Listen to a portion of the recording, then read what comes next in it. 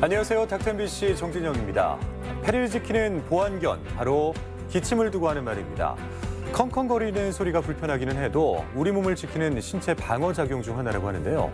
하지만 기침에도 여러 종류가 있고 특히 오래된 기침은 다양한 원인을 찾아서 치료를 해야 된다고 합니다. 이 시간에는 대자연병원 호흡기센터 유상훈 과장과 함께 만성 기침에 대해서 자세히 알아보도록 하겠습니다. 시도 때도 없이 터져나오는 기침. 기침이 오래되면 환자 자신도 괴로울 뿐 아니라 주변에도 불편을 끼치는 것 같아 사회생활에도 영향을 미치게 되는데요. 오래된 기침, 원인은 무엇이고 어떻게 치료하면 좋을까요? 호흡기 내과 전문의 유상훈 과장과 함께 만성 기침에 대해 자세히 알아봅니다. 안녕하십니까, 원장님. 네, 안녕하세요. 반갑습니다. 기침, 사실 굉장히 쉬운 단어기는 한데 어렵습니다. 이게 정확하게 어떤 건지 설명을 좀 해주세요.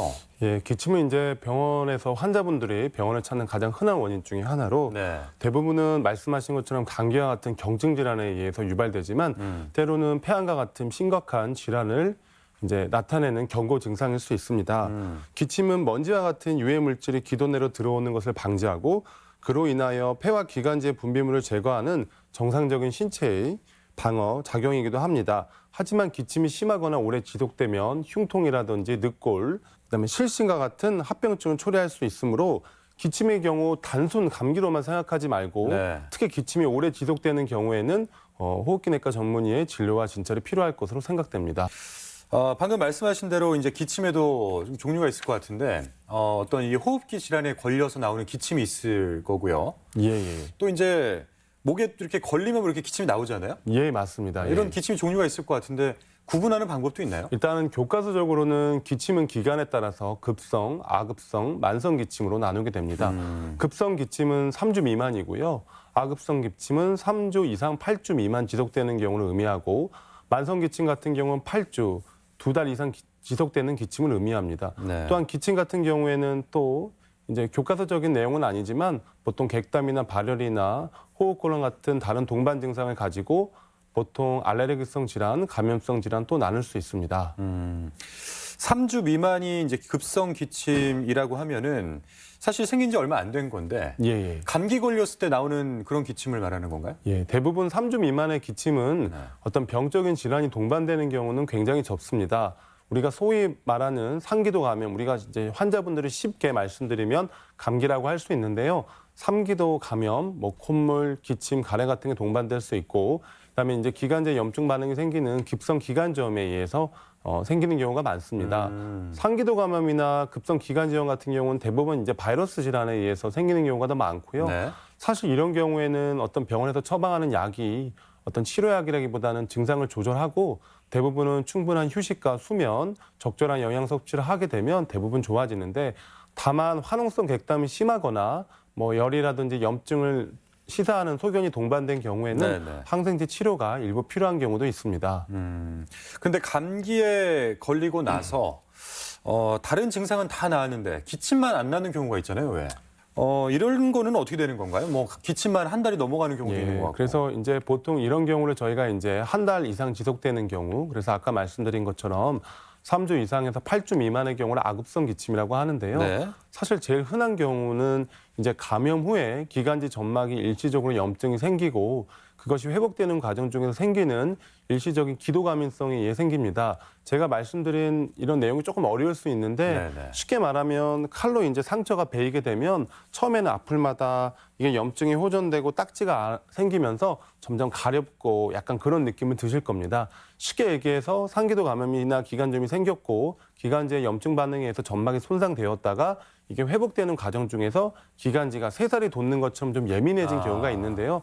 사실 이런 경우도 병적인 질환이 동반되는 경우에는 굉장히 적고 대부분 증상 조절하는 약을 투여하면 시간이 지나면 대부분 호전되게 됩니다.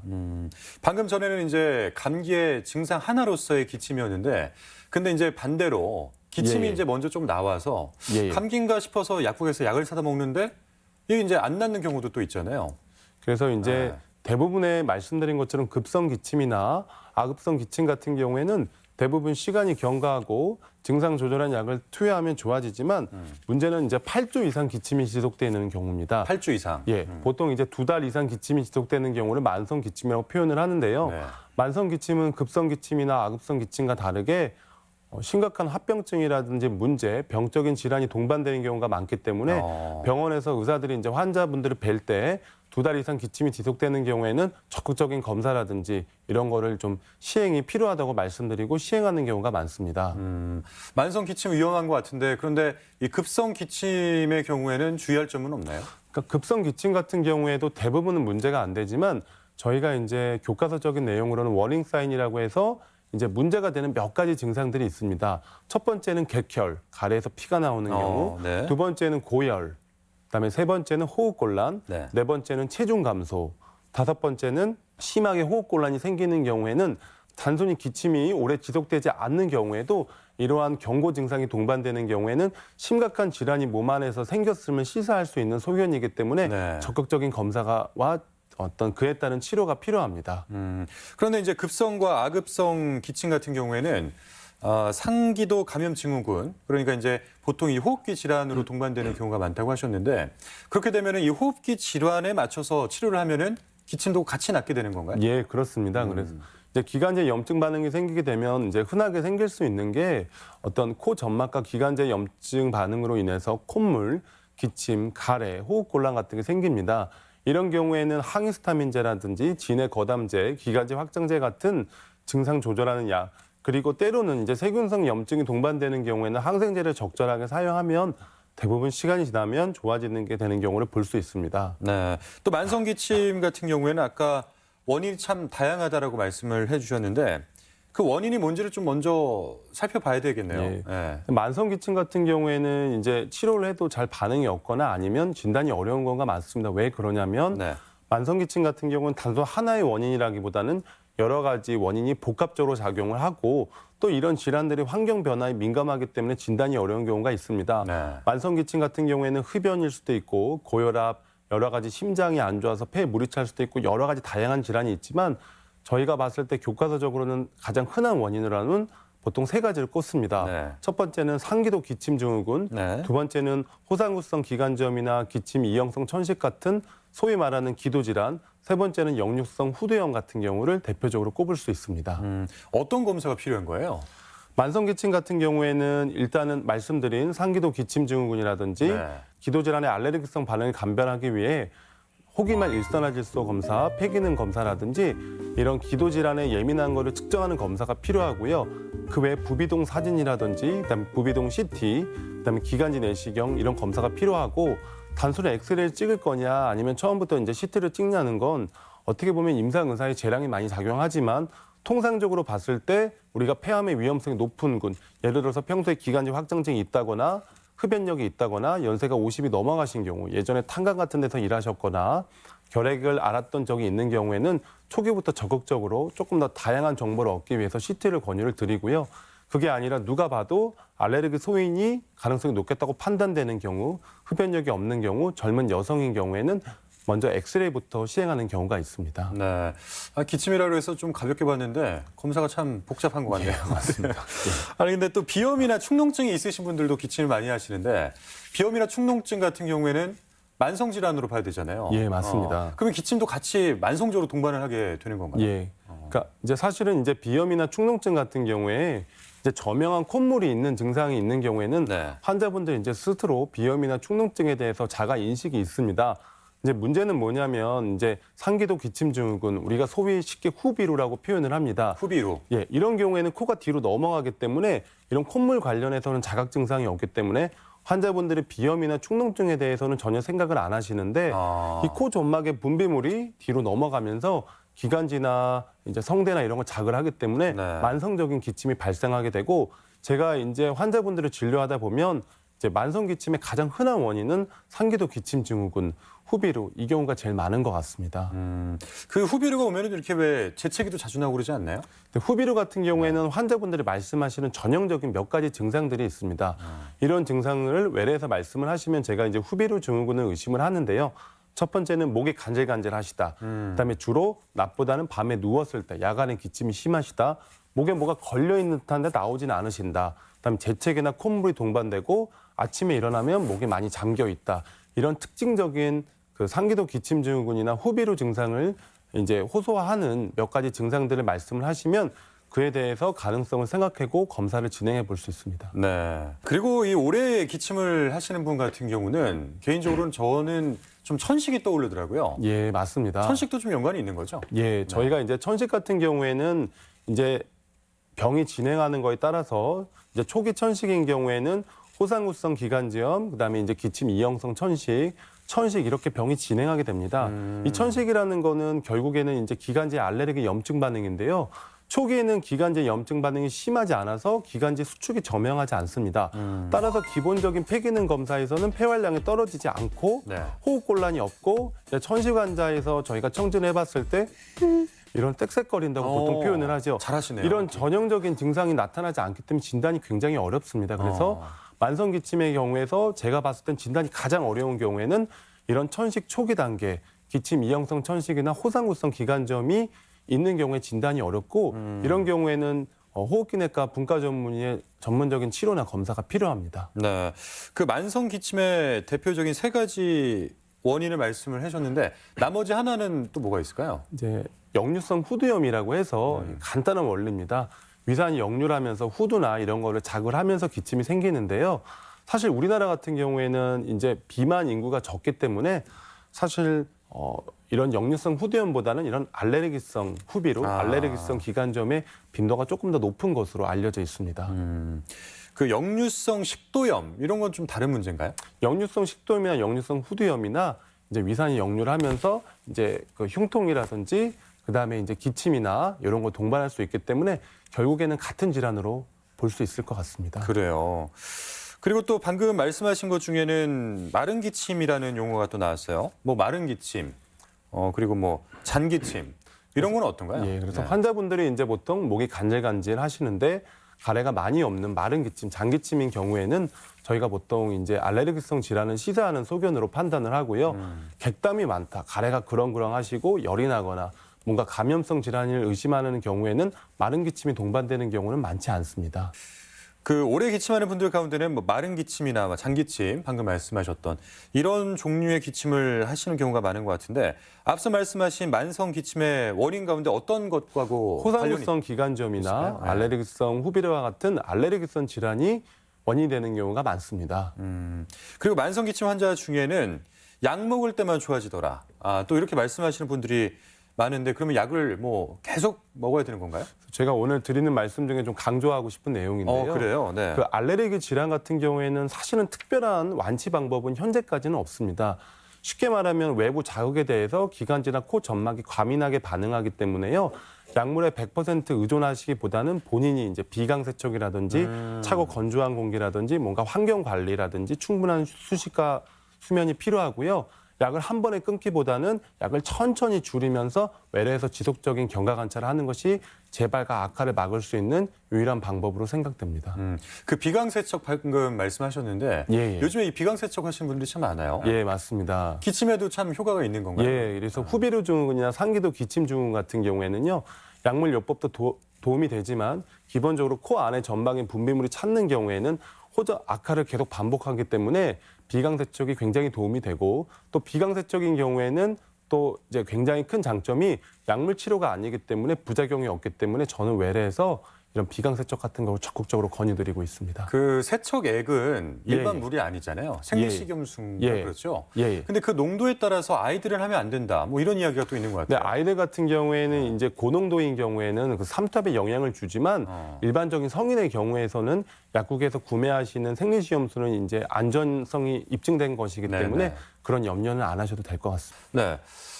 그러면 만성 기침 환자 중에 혹시 예. 이렇게 좀 기억에 남는 분이 계신가요? 어떻게 뭐 소개를 좀 한번 해주시면 예, 좋을 것 같아요. 환자분인데 이제 직업 군인이셨습니다. 직업군입니다. 6개월 네. 정도 이제 기침을 하셨고 이제 다른 병원에서 폐기능 검사상 천식이 저명하진 않았지만 임상적으로 천식이 의심이 돼서 이제 천식 치료를 했지만 기침이 점점 심해지고 고열에 동반돼서 재외래 내원하셨고요. 이제 흉부 전산화 CT를 찍어봤더니 기관지 내 결핵이 의심이 돼서 이제 기관지 내시경을 했고 기관지 결핵에 대해서 치료 후에 현재 호전이 되고 있습니다. 그래서 말씀드리고 싶은 요지는 이제 천식으로 진단을 하지만 사실 천식이 아닌 경우도 천식으로 진단이 되는 경우가 많고 그런 경우에 다른 질환을 키울 수가 있기 때문에 천식으로 진단을 받았는데 증상이 지속이 되는 경우에는 다른 기질적인 문제를 배제하기 위해서 CT 같은 검사를 꼭 내원하셔서 한번 해보시는 게 좋을 것 같습니다. 그러니까 방금 이제 결핵 말씀을 하셨는데 예. 우리나라가 이 결핵 유병률이 세계에서 가장 높은 걸로 알고 있어요. 예, 우리나라는 그 선진국임에도 불구하고 그러니까요. OECD 국가 중에서 결핵의 유병률이 높습니다. 네. 근데 이제 결핵 같은 경우에는 폐렴과 다르게 아주 다양한 증상으로 나타날 수가 있습니다. 폐렴 같은 경우에는 보통 발열이 동반이 되고 심한 화농성 객담이 동반돼서 어느 정도는 진단이 쉽지만 결핵 같은 경우에는 고열이나 객담, 호흡곤란이 있지만 어떤 환자분들 같은 경우에는 그냥 마른 기침만 하는 경우도 많습니다. 따라서 기침 가래가 아무리 증상이 심하지 않다고 해도 2주 이상 기침을 하는 경우에는 네네. 우리나라가 결핵의 유병률이 높다는 사실을 고려해 보면 꼭 엑스레이를 찍어 보시는 것이 좋을 것 같습니다. 이것이 바로 제 의견이기도 하지만 이제 결핵 관리를 하는 질병관리본부라든지 아니면 저희 호흡기내과 학회에서도 결핵이 높다는 사실을 이제 고려해서 단순 기침이라도 2주 이상 지속되는 경우에는 엑스레이 검사를 해보는 것이 더 좋다고 권유를 드리고 있습니다. 근데 결핵이라는 단어가 흔해서 그런지 많은 분들이 결핵을 심각하게 생각하지 못하시는 분들이 참 많은 것 같아요. 예. 근데 이 결핵 관련된 치료제를 먹다가 중단을 하게 되면 이게 이제 균이 좀 발전을 해서 뭐 다진해성 결핵이라든지 예, 맞습니다. 많이 발전을 하게 되고 예, 약도 예. 많이 먹어야 되잖아요. 예. 중요성을 한번 설명을 해주십시오. 것 같아요. 그래서 예. 폐결핵 같은 경우에는 이제 약제가 워낙 잘 발달이 돼 있겠고 진단이나 치료 방법이 많이 발달이 돼 있어서 환자분들께서 약만 6개월간 잘 복용하시면 문제되는 경우는 없습니다. 네. 그리고 우리나라는 다른 아프리카 이런 나라 비교해 봤을 때 다전애성의 빈도도 굉장히 적기 때문에 대부분의 환자분들은 약을 드시면 쉽게 완치를 할 수 있습니다. 다만 말씀하신 것처럼 결핵약을 중간에 중단하게 되면 마치 저희가 의도하지 않았지만 이제 내성 결핵이 생길 수가 있고요. 내성 결핵 같은 경우에는 사람에 따라 다르겠지만 최소 1년 6개월 이상 약을 복용을 해야 되고 1차 약제와 다르게 2차 약제를 써야 되는데 2차 약제는 부작용이 굉장히 많습니다. 간 수치도 올라갈 수가 있고 여러 가지 합병증을 유발할 수 있고 결국에는 치료 실패되는 경우도 종종 있기 때문에 결핵약이 환자분들에 따라서 복용하는 게 좀 힘들어하시는 분도 있지만 네네. 인내심을 가지고 담당 의사와 상의해서 꼭 정해진 기간 동안 약을 다 복용하는 것이 중요합니다. 그러니까 이제 예방과 어떤 초기 치료가 참 중요할 텐데 예, 맞습니다. 기침을 하게 되면 한번 의심을 해봐야 되겠네요. 예. 그리고 이제 천식도 말씀을 해주셨어요. 근데 천식과 좀 혼돈될 수 있는 질환 중에 COPD라고 하는 만성 폐쇄성 폐질환이죠. 예. 그 질환인데 어떻게 구분을 해야 될까요? 그래서 천식과 만성 폐쇄성 폐질환은 조금 다른 질환입니다. 기본적으로 천식 같은 경우에는 알레르기 질환에 의해서 유발이 되기 때문에 보통 젊은 여성이나 남성 흡연력이 없는 경우에 발생을 하고요. 만성 폐쇄성 폐질환은 어떤 폐기종이라든지 만성 기관지염 같은 폐 구조적인 변화가 동반됐기 때문에 보통 교령이나 흡연력이 있는 경우에 발생하게 됩니다. 천식과 만성 폐쇄성 폐질환을 임상 증상 가지고 정확하게 구분할 수는 없지만 폐기능 검사를 해봤을 때 이제 기관지 확장제를 투여했을 때 기관지 확장제 투여 후에 폐기능이 호전되는 경우에는 저희가 천식으로 진단을 할 수 있고요. 만성 폐쇄성 폐질환 같은 경우에는 천식과 다르게 증상이 24시간 대부분 지속이 됩니다. 그에 반해서 천식은 환경 변화라든지 환자분 컨디션이나 다른 질환에 따라서 악화와 호전을 반복하게 됩니다. 네. 그래서 더 조금 쉽게 말씀드리면 이제 알레르기 기관지의 염증이 일시적으로 호전과 악화를 반복이 되면 천식을 더 의심해 볼 수가 있고요. 기관지의 염증 반응이 24시간 지속이 되는 경우에는 만성 폐쇄성 폐질환을 의심해 볼 수 있고 다만 최근에는 천식과 만성 폐쇄성 폐질환이 이제 서로 겹치고 오버랩되는 부분이 있기 때문에 이런 경우에를 천식, 만성 폐쇄성 폐질환 오버랩 신드롬이라고 해서 그런 새로운 질환, 그런 새로운 개념에 대해서도 지금 정립되어 가고 있는 실정입니다. 네. 그러니까 뭐 천식, 결핵, COPD 모두 아주 강력한 초기 증상 중 하나가 기침인 건데 예. 그렇죠? 우습게 보면 안 될 것 같습니다. 기침을. 예, 맞습니다. 네. 그리고 겨울철에 이 만성 기침이 좀 심해지는 경우가 많은 것 같아요. 만성 기침을 좀 악화시키는 요인이 있다면 소개를 좀 해주시죠. 그 만성 기침은 말씀드린 것처럼 이제 기관지의 알레르기 반응이 제일 많습니다. 그렇기 때문에 이제 흔하게 발생할 수 있는 원인이 차고 건조한 겁니다. 저희가 이제 교과서적으로 천식이나 기관지가 안 좋은 환자한테 수영을 권유를 드리는데요. 수영을. 예, 그 이유는 아시겠지만 수영장에서는 공기가 따뜻하고 비교적 습하기 때문입니다. 그래서 호흡기 질환을 가진 환자분들이 여름이나 이럴 때는 괜찮다가 환절기가 되거나 겨울에 심해지는 양상은 이런 밀접한 환경과 연관이 있습니다. 따라서 차고 건조한 공기라든지 급격한 일교차, 미세먼지, 황사와 같은 환경 관리가 그런 유해 인자로부터 기관지를 이제 보호하기 위해서는 환자분 스스로가 이제 환경 관리를 하시고 미세먼지나 황사가 많거나 차고 건조한 공기가 많은 겨울철에는 이제 야외 활동 같은 것을 자제하는 것이 매우 중요하다고 생각됩니다. 이 시간에는 대자연병원 호흡기센터 유상훈 과장과 함께 만성 기침에 대해서 자세하게 알아봤습니다. 오늘 말씀 감사합니다, 원장님. 예, 감사합니다. 네.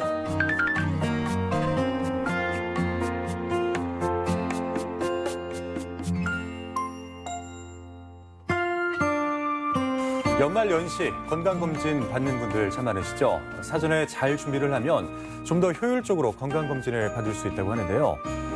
검진 전 과거 병력과 또 복용 중인 약을 체크하는 건 기본이고요. 평소 식습관이나 생활 패턴에 따라서 좀 더 필요한 검진 항목이 있는지도 챙겨보는 것이 좋을 것 같습니다. 그리고 검사에 방해가 되는 음식은 피하는 것이 좋습니다. 특히 이 대장 내시경이 있을 때는 피해야 할 음식들이 참 많죠. 성별이나 연령에 따라 자주 발생할 수 있는 질환에 대해서도 아주 꼼꼼하게 검진을 챙겨보시는 게 좋을 것 같습니다. 저희가 준비한 소식은 여기까지입니다. 저는 다음 주 이 시간에 다시 찾아뵙도록 하겠습니다. 고맙습니다.